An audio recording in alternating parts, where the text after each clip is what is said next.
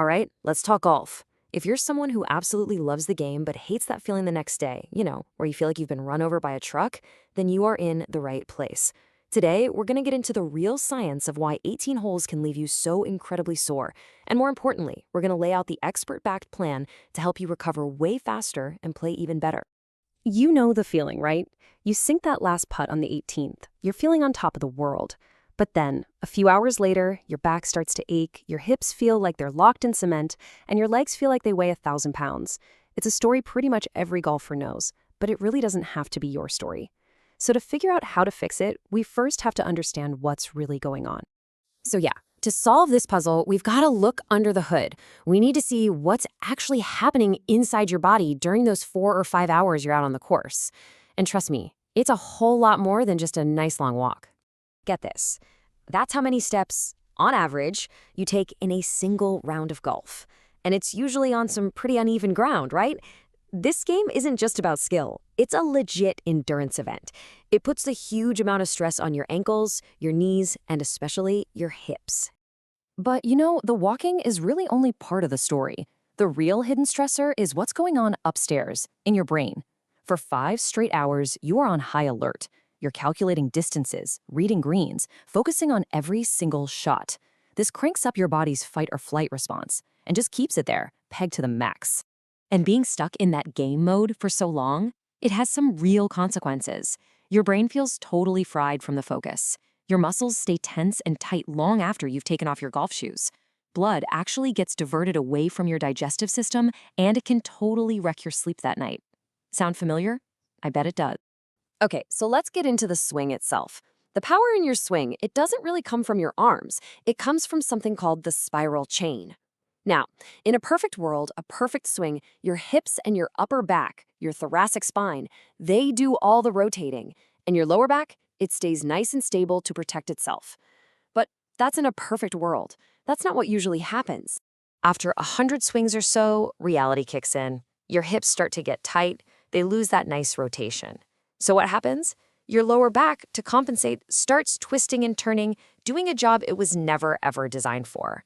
And that, my friends, is the #1 reason golfers get back pain. Meanwhile, your glutes have basically checked out for the day, your thighs are heavy, and your forearms and neck are all stiff from gripping the club. So your body is already in this really stressed out state. But believe it or not, the real damage often happens after you leave the course. Most of us, without even realizing it, follow a sequence of events that experts have literally called the perfect injury chain. And this timeline just lays it all out, doesn't it? You finish your round, you sit in the car to drive home, then you sit down for dinner, and then you sit on the sofa for the rest of the night. All of this sitting just locks in those already tight hips. It compresses your spine, and it stops all that metabolic waste from getting cleared out. You're essentially just trapping all that tension and inflammation inside your body. Okay, enough of the problem. Let's talk about the solution. Because the good news is there's a simple, science-backed protocol that can turn all of this around. And it starts by settling a classic debate. So what's the best thing to do after a round? Jump in a hot tub to soothe those muscles? Or do a good stretching session to get your mobility back?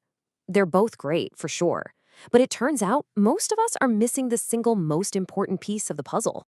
And there it is. That's the secret sauce right there. The sequence is everything. It's not which one you do, it's the order you do them in.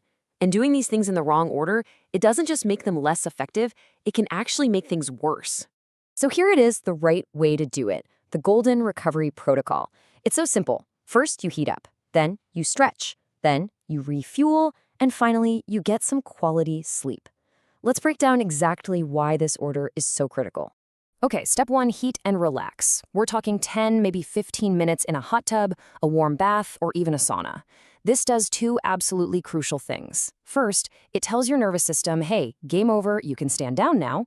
And second, it opens up your blood vessels, which starts flushing out all that metabolic junk that's built up.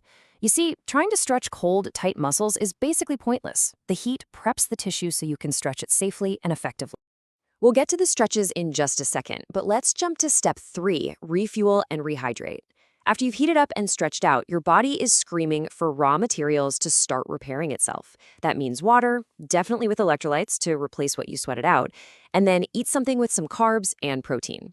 But here's the pro tip, the real game changer. Take some magnesium glycinate before you go to bed. Magnesium is an absolute powerhouse for recovery. It helps calm down your nervous system and your muscles, setting you up for deep restorative sleep. Which of course brings us to step 4, get a full night's sleep to let the magic happen. All right, now that your body is warm and relaxed, it's time for step 2, stretch and mobilize. And don't worry, you don't need to sign up for a 90-minute yoga class. All you need are these 7 essential movements that are specifically designed to target the muscles that get beat up during a round of golf. Here's the whole toolkit. You can see we've got movements for those locked up hips, that tight upper back from the spiral chain, and even for your forearms and calves. Each one of these only takes about 30 to 45 seconds per side. The whole thing is done in like 10 minutes. But of all of these, there is one that is, without a doubt, the most important of all. And this is it, the lunge hip flexor stretch. Remember how we said that tight hips force your lower back to do all that extra work it hates? Well, this stretch is the off switch for that tension. Seriously, unlocking your hips is the single best thing you can do to prevent and relieve that nagging post-golf back pain. So, key takeaway here, if you only have time to do one stretch, make it this one. All right, so now you have the protocol, you've got the toolkit. But what happens if you feel something a little more than just general all-over soreness? Well, here's a super simple test you can use next time to play detective and figure out exactly what your body is trying to tell you. Just pay close attention to how you feel. It comes down to this. Does walking around feel better, or does sitting perfectly still feel better? If walking around actually makes you feel a little looser, a little better, that's just a sign of muscle fatigue. Your solution is that golden protocol we just talked about. Heat, stretch, hydrate. But, and this is the big but, if sitting still is the only thing that gives you relief and walking hurts, that's a huge red flag for a potential mechanical injury. In that case, you want to use ice and rest, no heat. And let's be crystal clear about these warning signs. If you have any of these symptoms, a sharp pain you can point to with one finger, any numbness or tingling running down your leg, a joint that feels like it's stuck or locked, or any swelling you can actually see, skip the heat. This is your body screaming that something is wrong. Grab an ice pack, rest up, and if it doesn't get better, go see a professional. So there you have it. You'll spend thousands of dollars on clubs, on balls, on green fees, but the single most important piece of equipment in your entire bag is your body. So the real question is, are you giving it the proper post-game maintenance that it actually deserves? Give this protocol a try next time you play. I promise, your body and your scorecard will thank you for it.